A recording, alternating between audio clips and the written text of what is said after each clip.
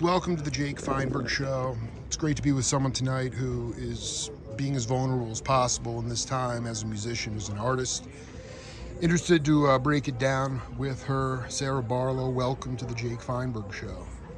Thank you. Can you talk about being vulnerable and recognizing that being an independent artist, you have to sell yourself to a degree, but you have to do it in a tasteful fashion, and I wonder how you balance that.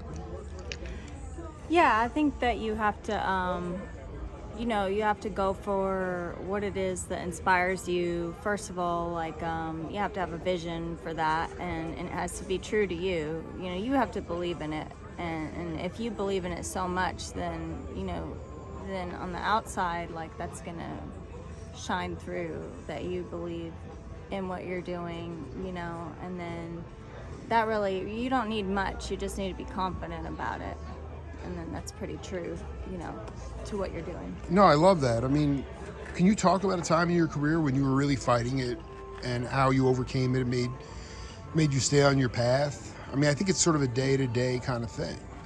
Yeah, for sure. I think when you kind of think too much about what you're doing, whether that's what kind of image you're projecting with your style or your style of music or your persona, like a kind of persona that you're creating. I feel like that,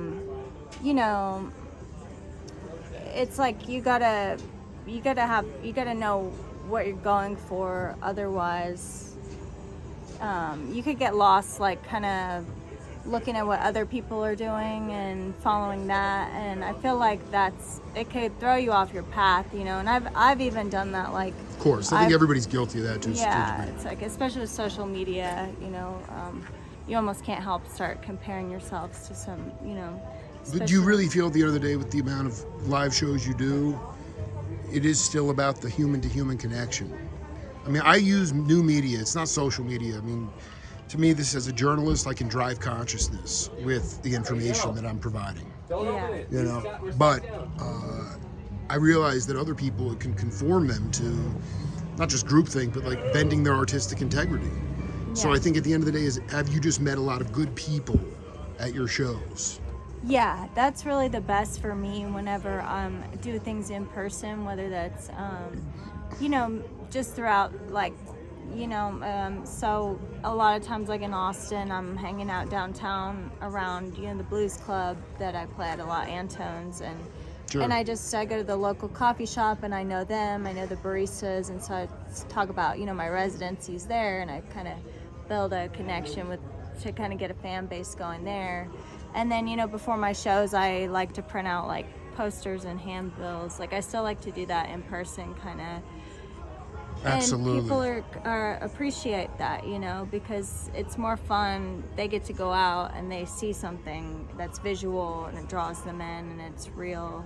So they want to go out and experience that. So if they have a connection, whether it's on a poster or an interaction with you, then they kind of get a vibe.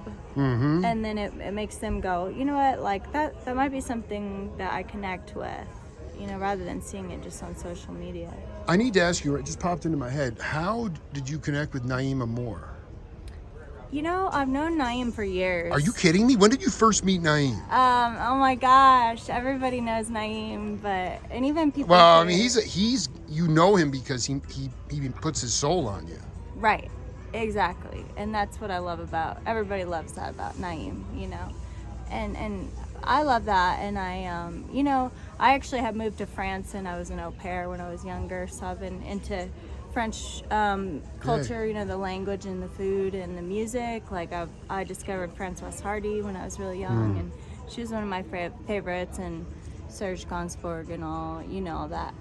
60s not as hip to that as some French pop and stuff, so I was always into that, but I mainly I love the language and, it's and all language. that. And so I had I had moved to Tucson back in 2010 or something like that, 2009, and I ended up working at because again with the French theme, Cafe Passé was a little cafe on Sure. 4th Ave. Yeah.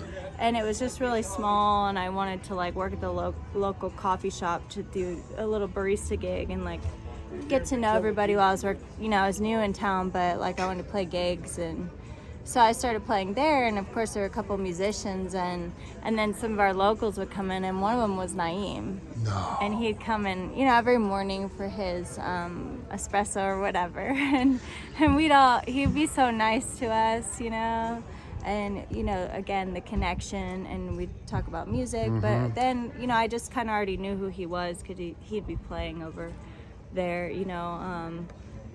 What was it? You've never collaborated musically with him though. I have, yeah. Actually, And I would love to hear about that. yeah. So later, because that's when back then I met Naeem and went to Naeem shows in Calexico and How Gelb, and I ended up Yeah, playing no, that's a with scene Naeem. I haven't really ever tapped into, even though I'm Jake Feinberg, Oh, well, do you know? No, I don't know those. Toria? I don't really know Toria? how Gal at all. Oh, okay, but have you seen their shows? Or? Not really. I'm not. I'm pretty cut off. But regardless. Yeah, Naeem is amazing. But anyway, so we became friends, all of us. But we're pretty tight. Like even though I don't live there, like I still feel like they're my desert friends. In Tucson and the scene there. And Naeem is one of the kind of founding musicians that kind of kept has kept the scene going and brought like international attention. Hey, that's a good point. Tucson music, and so we did end up collaborating, and we've had like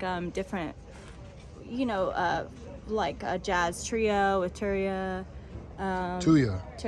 Yeah. I'm still trying to figure out that name. Right. We got to get you back Tuya. there to play with them. Yeah, and Naeem and How and everybody. So, but yeah, I'm planning to get back there and play some gigs really soon. I've just been working on my blues album in Austin. So, and now I'm back here. I dig. At Pappy's. So what were your intentions? Do you put expectations on things, or do you only approach like an album with intention? And if so, what was that intention for this new album? This album is kind of like a full circle of like my experience, I guess like life experiences, but like struggles of which I would say like the blues, as I was going about trying to do my music career, really trying to make this record because it's I had the tragedy 20 years ago where Clifford Antone was managing me, and we were gonna make this album, my debut blues album then on Antone's label, but he passed away, so it was traumatic, for me. So sorry to hear. Bless him.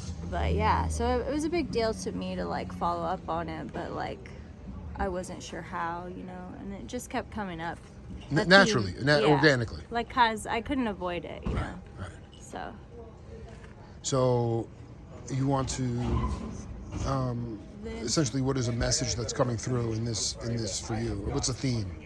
Or do you leave it open to interpretation? Well, the theme for this one is like it's themes of old, blues, soul, and rock and roll, and like love songs, but also heartbreak, and then also just like kind of it's empowering, especially for women, because I've got a song on there that's about kind of overcoming and like turning around, like kind of being a badass, powering through I agree. the hard times and On your own terms. yeah, but kind of dancing it off with the blues music, the theme is kind of like grinding through, but like that's kind of once you get that going, it's kind of like doing yoga, you know what I mean? You do the movement and the breathing, or a train, it gets moving, so that's kind of a theme of it. Sarah Barlow, it was an honor to talk to you and meet you in person, and I hope you can get back to Tucson soon, play a gig with Naeem. For sure, yeah, right. Definitely. And thank you for coming out to Catching a Hang. I appreciate it. Thanks so much, and I'll see y'all soon. All right, this is the Jake Feinberg Show. See you later.